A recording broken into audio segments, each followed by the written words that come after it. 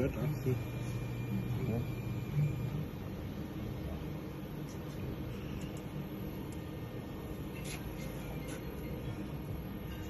Braucht halt ein bisschen.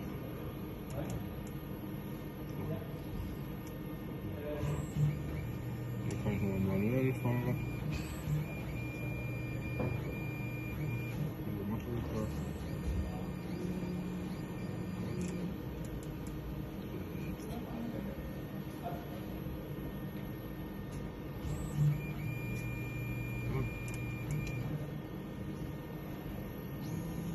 Genau.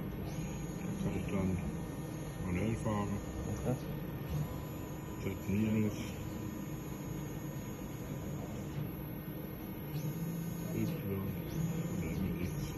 Okay, irgendwelche Spinken? Die Spinne kann ich mir dann auch programmieren. Und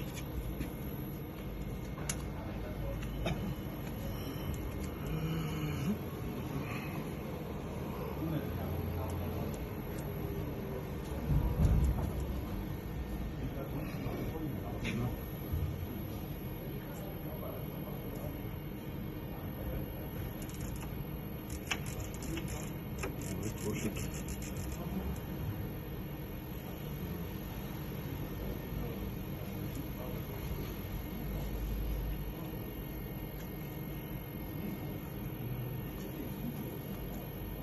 Ja,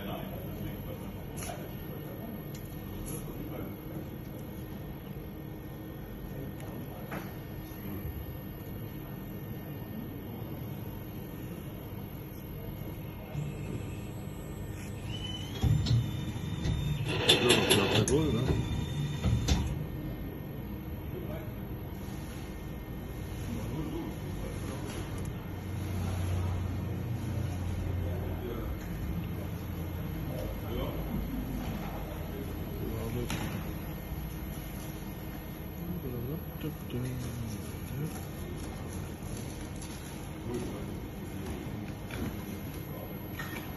Luca?